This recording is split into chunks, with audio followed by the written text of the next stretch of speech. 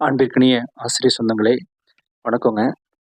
TET exam மதிப்பு குறைப்பு சம்மந்தமா ஒரு மிக முக்கியமான தகவல் ஒண்ணு சொல்லப்பட்டு வருதுங்க. ஸோ, அந்த செய்திய உங்களுக்கு ஷேர் பண்ணோம். ஸோ, நம்ம டெட் எக்ஸாம் முடிஞ்சு மாத கணக்குல ஆன பிறகும், நமக்கு இந்த ஆகஸ்ட் மாசம் 24ஆம் தேதி இந்த கேஸ் வர்றதுக்காக, அந்த கேஸ்ல தான் ரிசல்ட்டுக்கு ஸ்டே குடுத்துருக்காங்க அப்படின்னு சொல்லிட்டு நமக்கு தெரியும். ஸோ, இன் பிட்வீன்ல ஒட்டுமொத்த ஆசிரியர் சமூகமும் எதிர்பார்க்கிறது என்ன அப்படின்னு பார்த்தீங்கன்னா, மதிப்பெண் குறைப்பு தாங்க. டெட் மதிப்பெண்ண குறைச்சு குடுக்கணும் அப்படின்னு சொல்லி. பொதுவா ஆசிரியர்களுக்கிடையே 3 விதமான மதிப்பெண் இப்படி வரணும் அப்படின்னு சொல்றாங்க. ஒண்ணு பார்த்தீங்கன்னா, ஆல்ரெடி தமிழ்நாட்டுல எஸ்சி, எஸ்டி பிரிவுக்கு 60% அதாவது 60% சொல்ல முடியாது. 60 மார்க்கு. அது 40%ங்க. 180ல 40% அப்படிங்கிறது தான் 60 மார்க்குங்க. ஸோ அத எஸ்சி, எஸ்டிக்கு குடுத்துருக்காங்க இல்லையா?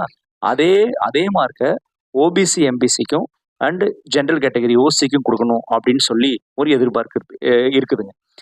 அது கூடவே நீங்க சேர்த்து பார்த்தீங்கன்னா, எக்ஸ்பீரியன்ஸ் வருஷங்கள் அண்ட் அவங்களோட படிச்ச படிப்பு இதெல்லாம் வச்சு ஸ்பெஷல் வெயிட்டேஜ் இயர்ஸ்க்கு ஒரு மார்க், இயருக்கு வருடத்துக்கு ஒரு மதிப்பெண் குடுத்து, டெட்ல எடுத்த மதிப்பெண்ணையும் சேர்த்து அ ஒரு மார்க் குடுக்கணும் அப்படிங்கிற ஒரு எதிர்பார்ப்பு நிலவுதுங்க. ஸோ இது இல்லாம இன்னும் என்ன எதிர்பார்க்குறாங்கன்னு பார்த்தீங்கன்னா, கடந்த 2025 ஜனவரி மாதம் 30ஆம் தேதி 23 ஜியோ படி அ மதிப்பெண் குறைச்சாங்க இல்லையா? குறைக்கும்போது ஜெனரலுக்கு அதாவது ஓபிசி, எம்பிசிக்கு ஜெனரலுக்கு கிடையாது. ஓபிசி, எம்பிசிக்கு பார்த்தீங்கன்னா, அந்த மதிப்பெண்ண அ 82ன்னு இருந்தத என்னவா குறைச்சாங்க?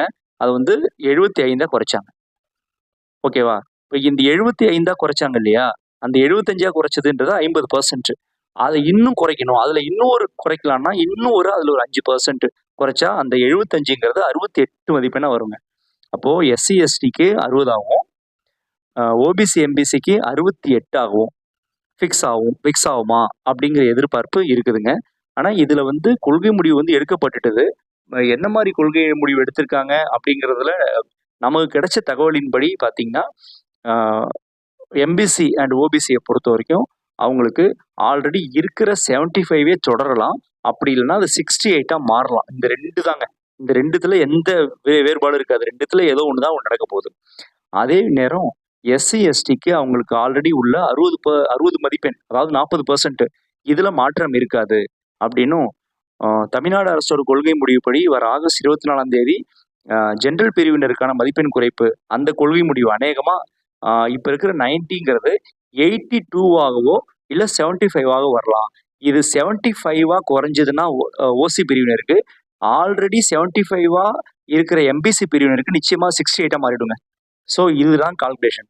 ஸோ இப்போ ஜெனரல் எஸ்சி, எஸ்டி பிரிவுக்குள்ள 60 மதிப்பெண் மாறுறதுக்கு வாய்ப்பு இல்ல.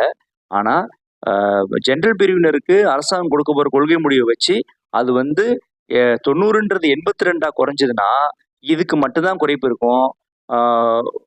எம்பிசிக்கு எந்த குறைப்பும் இருக்காது.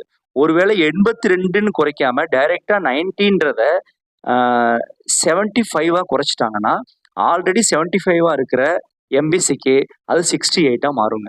ஸோ இது மட்டும் தாங்க கால்குலேஷன். இது மட்டும் தான் நடக்க போகுதுங்க. ஸோ இந்த டிலேக்கு காரணமே டெட் மதிப்பெண்ண இஷ்டத்துக்கு நம்ம குறைக்க முடியாது. ஏன்னா டெட்ன்றது எலிஜிபிலிட்டி டெஸ்ட்.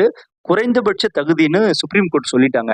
அந்த குறைந்தபட்ச தகுதிய கல்வி நம்ம மாநில பட்டியல்ல வருதுங்கிற காரணத்துக்காக நாம இஷ்டத்துக்கு குறைக்கவும் முடியாதுங்க. ஸோ அத மாரி குறைச்சா அந்த டெட் தேர்வோட நம்பகத்தன்மையே போயிடுங்க. அப்ப அந்த எக்ஸாமே இத ஏத்துக்க முடியாதுன்னு திரும்பவும் கேஸ் போயி ஏதாவது பிரச்சனை வரதுக்கு வாய்ப்பு இருக்குதுங்க.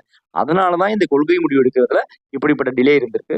ஸோ நம்ம இது முடிவு என்னவா வரப்போகுதுன்னா, நான் இப்ப சொன்ன முடிவுல தான் ஏதோ ஒண்ணு வரும். அப்படிதாங்க சொல்லப்படுது. ஸோ பார்ப்போம். அடுத்த அப்டேட் இருந்தா உங்களுக்கு நான் குடுக்குறேன். Thank you.